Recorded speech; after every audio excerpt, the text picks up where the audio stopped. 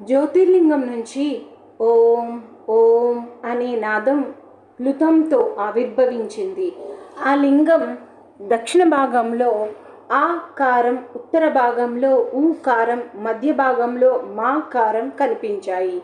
వాటిలో ఆకారం సూర్యమండలంలాగా ప్రకాశిస్తోంది, ఊకారం అగ్నిలాగా ప్రజ్వలిల్లుతోంది, మాకారం చంద్రకాంతితో వెలుగొందుతోంది.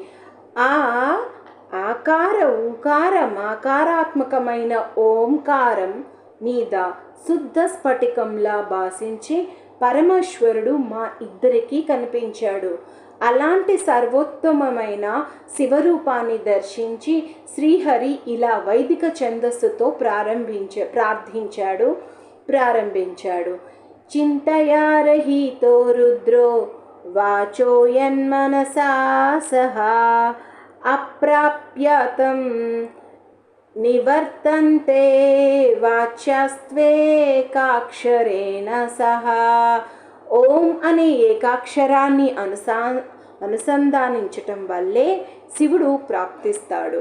ఓంకారం వాచ్యం కాగా రుద్రుడు వాచ్యుడవుతున్నాడు అని స్తుతించిన తరువాత ఆ ఓంకారము నుంచి ఆవిర్భవించిన ఈశాన మంత్రాన్ని, అలాగే మిగిలిన పంచబ్రహ్మల మంత్రాల్ని శివలింగం మీద దర్శించి వాటిని శ్రద్ధగా జపించాడు.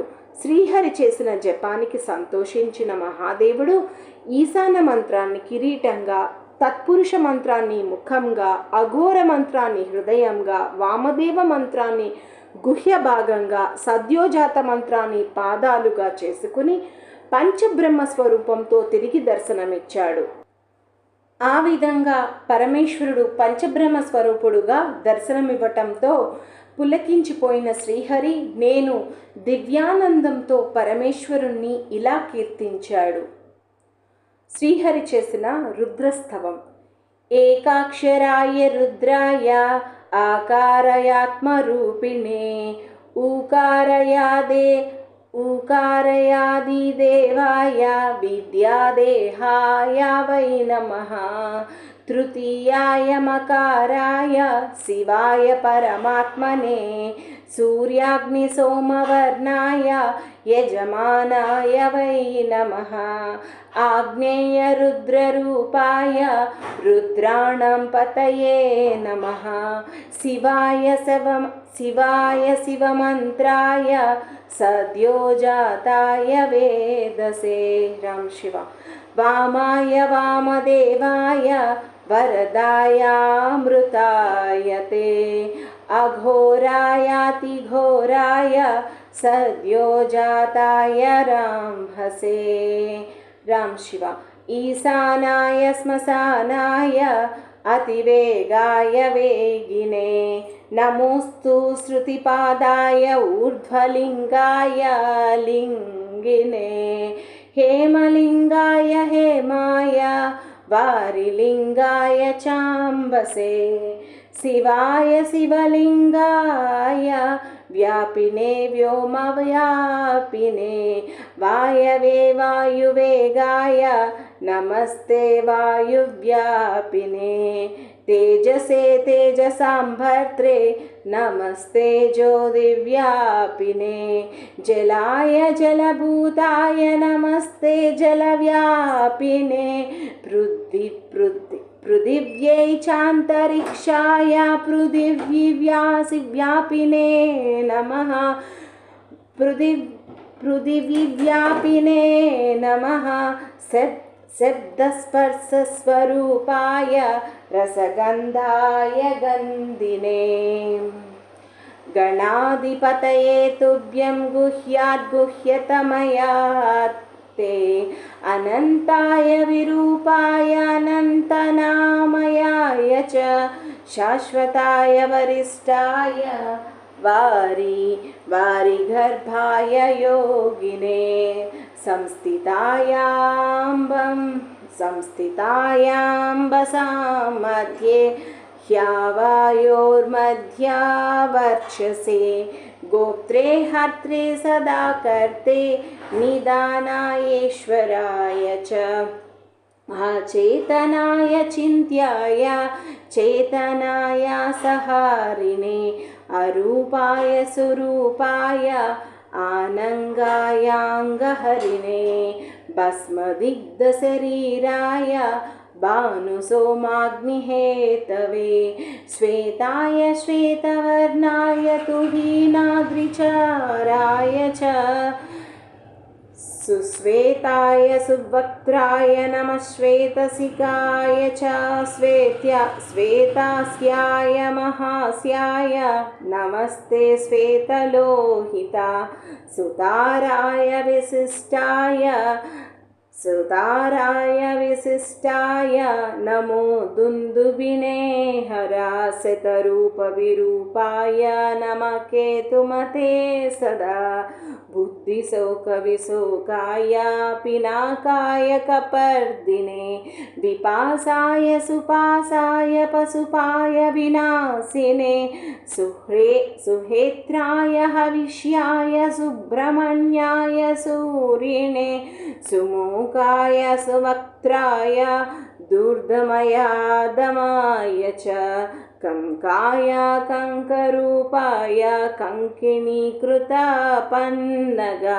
सनकाय नमस्तुभ्यं सनातन सनन्दन सनत्कुमार सारंगमा मारणाय महात्मने लोकाक्षिणे त्रिधामाय नमो विरजसे सदा शङ्खपालाय शङ्काय रजसे तमसे नमः सारस्वताय मेघाय मेघवाहनाते नमः सुवाहाय विवाहाय विवादवरदाय च नमः शिवाय रुद्राय प्रदानाय नमो नमः त्रिगुणाय नमस्तुभ्यं चतुर्म्याहात्मवे नमः संसाराय नमस्तुभ्यं नमः संसारहेतवे मोक्षाय मोक्षरूपाय मोक्षकर्त्रे नमो नमः आत्मने ऋषये तुभ्यं स्वामिने विष्णवे नमः नमो भगवते तुभ्यं नागनां पतये नमः ओंकाराय नमस्तुभ्यं सर्वज्ञाय नमो नमः सर्वाय च नमस्तुभ्यं नमो नारायणाय च नमो हिरण्यगर्भाय आदिदेवाय ते नमः नमोस्त्वजाय पतये प्रजानं व्यूहाहेतवे महादेवाय देवानामीश्वराय नमो नमः सर्वाय च नमस्तुभ्यं सत्याय समनाय च ब्रह्मणे चैव भूतानां सर्वज्ञाय नमो नमः महात्मने नमस्तुभ्यं प्रज्ञारूपाय वै नमः चितये चितिरूपाय स्मृतिरूपाय वै नमः राम शिवा ज्ञानाय ज्ञानगम्याय नमस्ते संविदे सदा शिखराय नमस्तुभ्यं नीलकण्ठाय वै नमः अर्धनारीशरीराय अव्यक्ताय नमो नमः एकादश विभेदाय स्थानवेते नमः सदा नमः सोमाय सूर्याय भवाय भवहारिणे यशस्कराय देवाय शङ्करायेश्वराय च नमोऽम्बिकाधिपतये उमायापतये नमः हिरण्यबाहवे तुभ्यं नमस्ते हेमरेतसे नीलकेशाय वित्ताय सितिकण्ठाय वै नमः कपर्दिने नमस्तुभ्यं नागाङ्गभरणाय च वृषारूढाय सर्वस्य हर्त्रे कर्ते नमो नमः वीरशैवातिरामाय रामनाथाय ते नमः नमो राजाधिराजाय राज्ञामधिगतया मदीगतायते नमः पालाधिपतये पालासाङ्कृताते नमः नमः केयूरभूषाय नमः नमः केयूरभूषाय गोपते ते नमो नमः नमः श्रीकण्ठनादाय नमो लिकुचापाणये भुवनेशाय देवाय वेदसहस्र नमोऽस्तु ते सारंगाय नमोस्तुभ्यं राजहंसाय ते नमः कनकांगदहाराय नमः सर्वो कनकांगदहाराय नमः नमः सर्पोपवीतिने सर्पकुण्डलमालाय कटिसूत्री कृताहिने वेदगर्भाय गर्भाय विश्वगर्भाय ते नमः। దేవతలారా, ఈ విధంగా శ్రీహరి నేను చేసిన స్తోత్రాన్ని ప్రతిరోజు పఠించిన వారికి, వినిపించిన వారికి పాపాలన్నీ పటాపంచలైపోతాయి. ఎన్నో పాపాలు చేసిన వాడైనా ఈ స్తోత్రాన్ని పఠించి పరిశుద్ధుడై బ్రహ్మలోకాన్ని చేరుతాడు. వరప్రదానం. మేమిద్దరం చేసిన స్తోత్రం విని సంతోషించిన శంకరుడు ప్రత్యక్షమై బ్రహ్మ విష్ణువులారా, నన్ను స్పష్టంగా చూడండి, భయం వీడండి.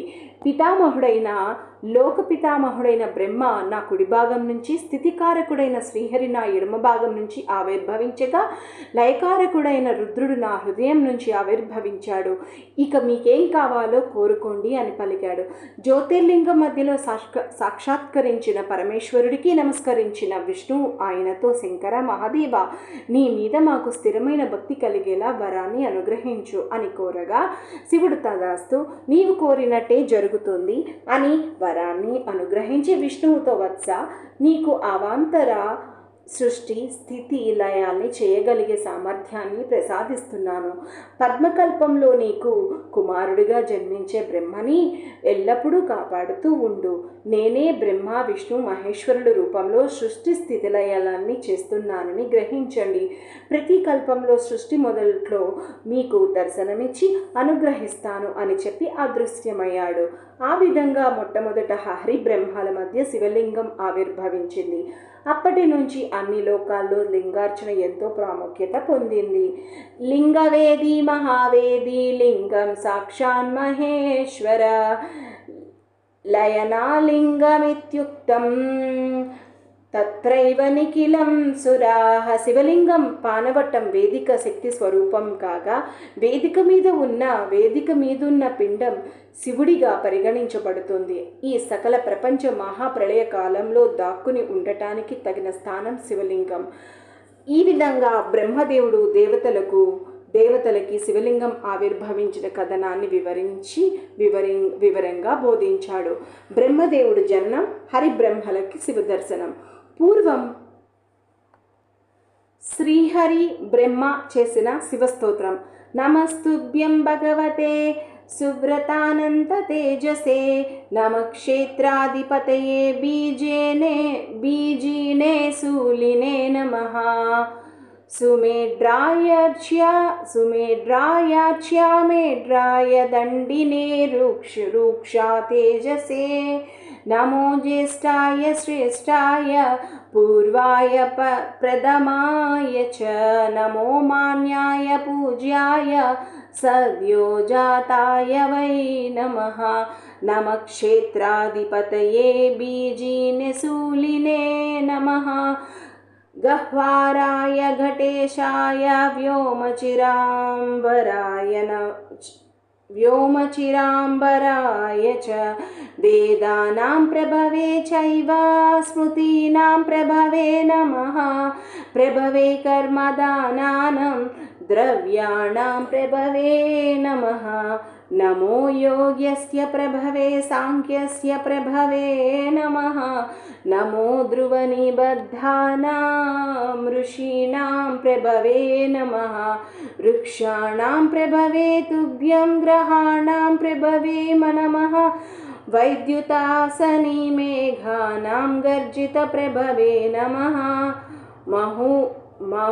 మహోదధీనాం ప్రభవే ద్వీపానాం ప్రభవే నమః अद्रीणां प्रभवे चैव वर्षाणां प्रभवे नमः नमो नदीनां प्रभवे नदानां प्रभवे नमः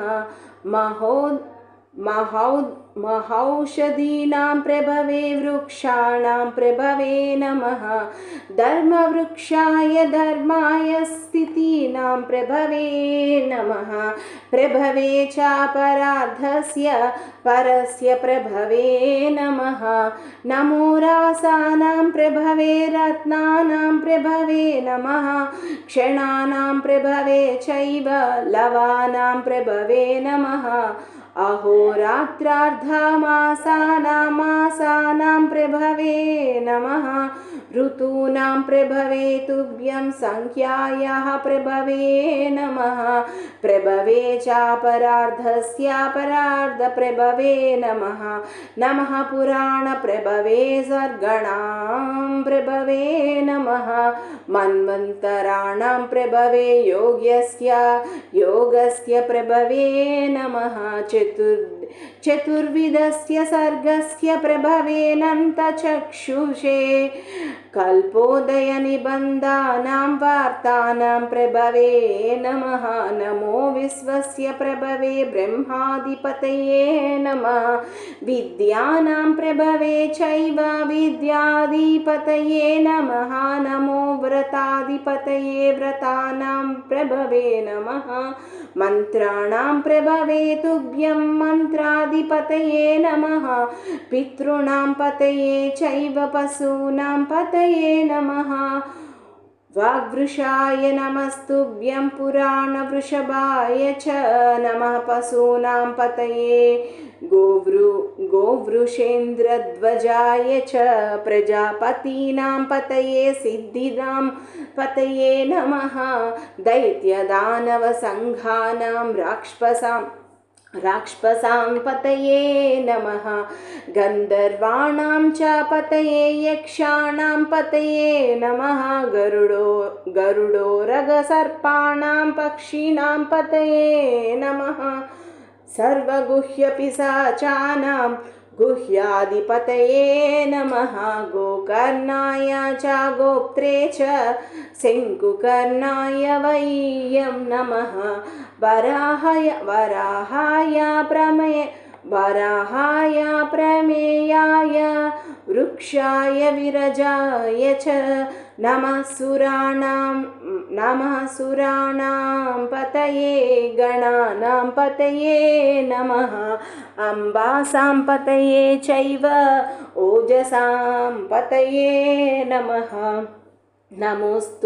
नमोस्तलक्ष्मीपतये श्रीपाय क्षितिपाय च बलाबलसमुपाहाय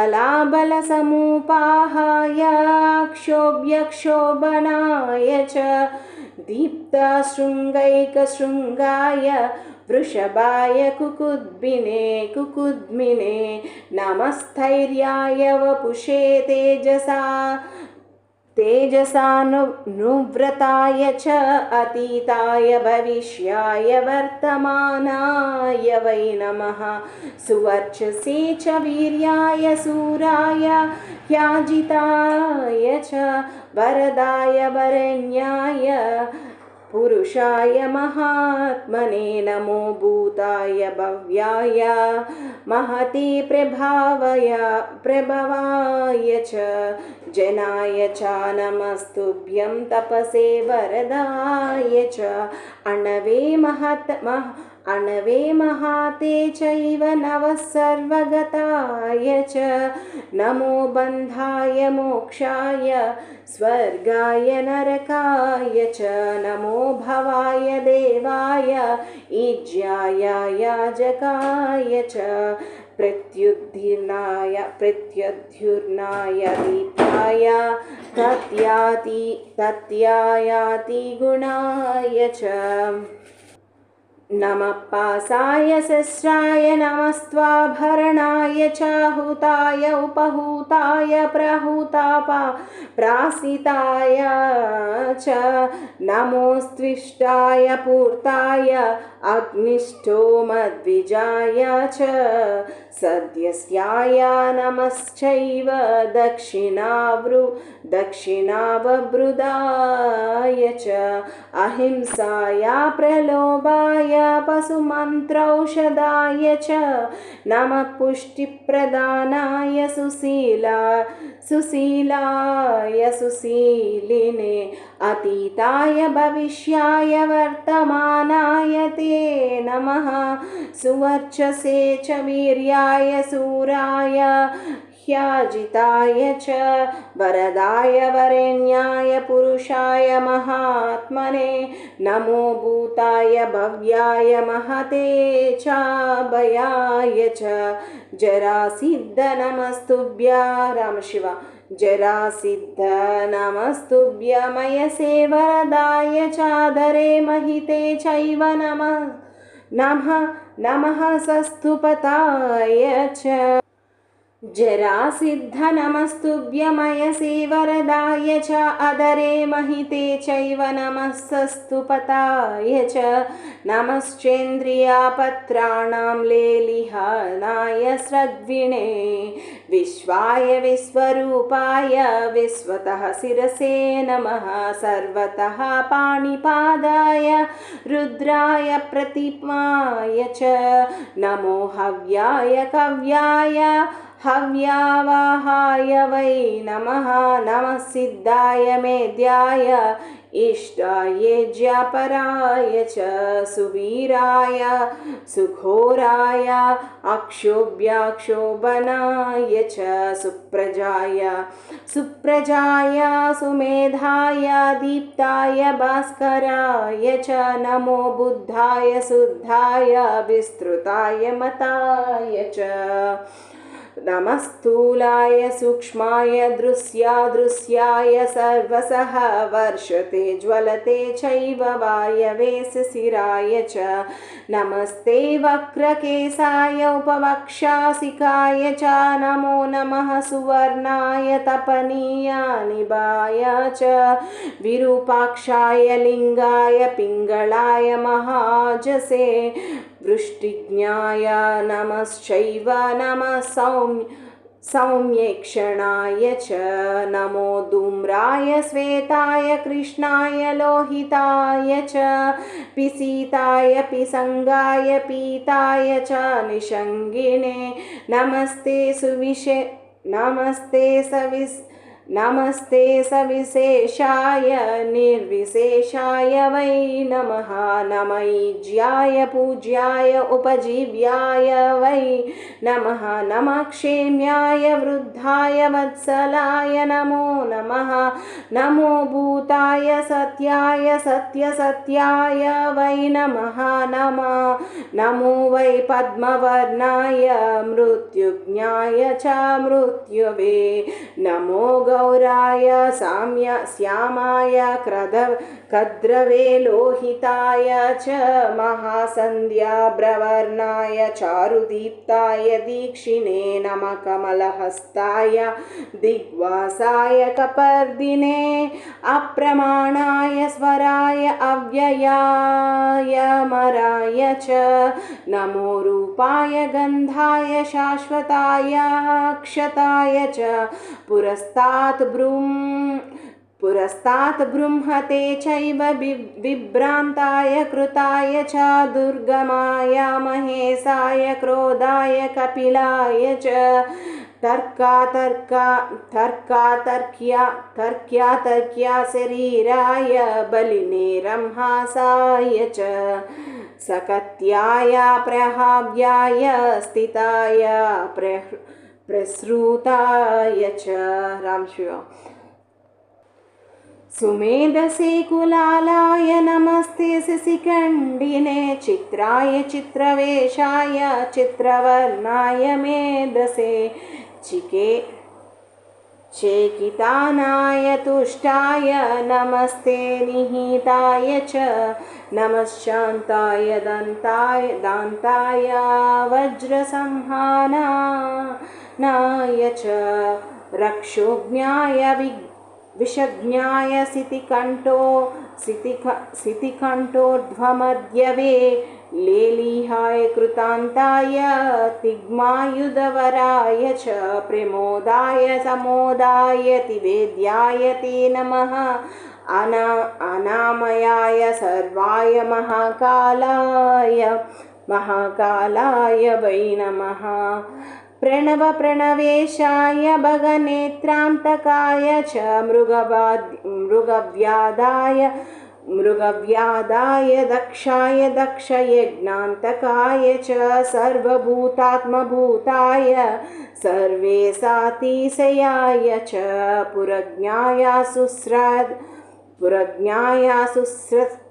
पुरज्ञाय सुशस्त्राय धन्विनेदपरस्वदे पूषदन्तविनाशाय भगनेत्रान्तकाय च कामदाय वरिष्ठाय कामाङ्गदहनाय च रङ्गे कराळवक्त्राय नागेन्द्रवदनाय च दैत्यानामुन्तकेशाय दैत्याक्रन्दकराय च हिमज्ञाय च तीक्ष्णाय आर्द्राचर्मधराय च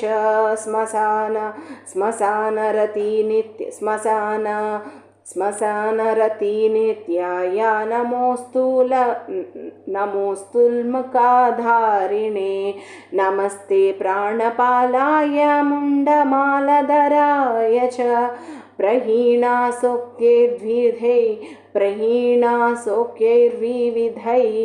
भूतैः परिवृताय च नरनारी शरीराय देव्यै प्रियकराय च जटिने मुण्डिने चैव व्याळयज्ञोपवीतिने नमोऽस्तु नृत्यशीलाय उपनृत्यप्रियाय च मन्यै गीतशीलाय मुनिवर्गाय ते नमः कटङ्कटाय तिग्माय अप्रियाय प्रियाय च विभीषणाय भीष्माय भगप्रमदनाय च सिद्धिसङ्घानुगीताय महाभागाय वै नमः नमो मुक्ताट्टहासाय क्ष्वेडितस्फोटिताय च नर्तते कूर्तते चैव नमः प्रमुदितात्मने नमो मृडाय श्वासते धावते दिष्टिते नमः ध्यायते जृम्भते चैव रुदते द्रवते नमः वल्गते क्रीडते चैव लम्बोदरशरीरिणे नमो कृत्याय मुण्डाय किकटाय च नमः उन्मत्तदेहाय किङ्किणिकाय वै नमः नमो विकृतवेषाय क्रूराय मर्षणाय च अप्रमेयाय गोप्त्रे च दीप्ताय निर्गुणाय च वायुप्रियाय वामाय चूडामणिधराय च नमस्तोकाय तनवे गुणैरप्रमिताय च नमो गुण्याय गुह्याय अगम्यगमनाय च रामशिव वायुप्रियाय वामाय चूडामणिधराय च नमस्तोकाय तनवे गुणैरप्रमिताय च नमो गुण्याय गुह्याय अगम्यगमनाय च लोकदातृत्वं भूमिपादौ सज्जनसेवितौ सर्वेषां सिद्धियोगानामधिष्ठानं तवोदरं मध्येऽन्तरिक्षं विस्तीर्णं तारागणविभूषितं स्वाते पय इवा भाति श्रीमान् हरस्तवोरसि दिशो दशभुजास्तुभ्यं केयूरां गदभूषिता विस्तीर्णपरिणाहश्च नीलाञ्जनचायो वमः कण्ठस्थे शोभते श्रीमान् हेमसूत्रविभूषितः दंष्ट्राकराळं दूर्दशमनौपम्यं मुखं तदा पद्ममाला कृतोषीणं शिरोध्यो शोभतेऽधिकम् दीप्ति सूर्यैव पुश्चन्द्रे स्थैर्यं शैले नीले बलम् ओष्ण्यामग्न्या तदा शैत्यामप्सुत्शब्दोऽम्बरे तदा अक्षरां तरा निष्पन्धात् गुणानेतान् विधुर्बुधा जपो जप्यो महादेवो महायोगमहेश्वरः पूरे स यो गुहावासी केचरो रजनीचरा तपोनिधिर्गुहा गुरुर्नन्दनो नन्दवर्धनः हायाशीर्षा पयोदाता विदाता भूतभावनः बोद्धव्यो बोधितो नेता दूरदर्शा दुष्प्रकम्पनः बृहाद्रदो भीमकर्मा बृहत्कीर्तिर्धनञ्जयः घण्टाप्रियो ध्वजी छत्री पिनाकी ध्वजनीपति कवची पट्टीसी खड्गी धनुर्हस्ता परस्वती अपस्मारो नगसूरो देवराजोरिमर्दनः त्वां प्रसाद्य पुरास्माभिर्द्विषन्तो निहातयुधि अग्निसदार्णवां भस्वां पभिन्नपीना तृप्यसे क्रोधाकारः प्रसन्नात्मा कामदः कामगः प्रियः ब्रह्मचारी च गादश्च ब्रह्मण्यशिष्टपूजिता देवाय मक्षायः कोसस्त्वया यज्ञः प्रकल्पितः हव्यं तवेदं वहति वेदोक्तं हव्यावाहनः प्रीते त्वयि महादेव वयं प्रीता भवामहे भवानी सोनादिमांस्त्वं च सर्वलोकानां त्वं ब्रह्मकर्तादिसर्गसाङ्ख्या प्रकृते परमं त्वं विदित्वा क्षीणध्यानास्त्वाममृत्यं विंसन्ति योगाश्च त्वां ध्यायिनो नित्यसिद्धं ज्ञात्वा योगः सत्यं जन्ते पुनः स्वां ये चाप्यान्ये त्वां प्रसन्न विशुद्धा स्वकर्मभिस्ते दिव्यभोगा भवन्ति अप्रसङ्ख्येय तत्त्वस्य यथा विद्मः स्वाशक्तिता कीर्तितं तव महात्म्यमपारस्य महात्मनः शिवो नो भव सर्वत्र योऽसि सोऽसि नमोऽस्तु ते या इदं कीर्तयेत् भक्त्या ब्रह्मनारायणस्तवं श्रावयेद्वाद्विजां विद्वान् शृणुयाद्वा समाहितः अश्वमेधायुतं कृत्वा यत्फलं तदवाप्नुयात् पापाचरोऽपि यो मर्त्या शृणुयात् शिवन्सन्निधौ जपेद्वापि विनिर्मुक्तो ब्रह्मलोकं स गच्छति श्राद्धे वा दैविके कार्ये यज्ञे वा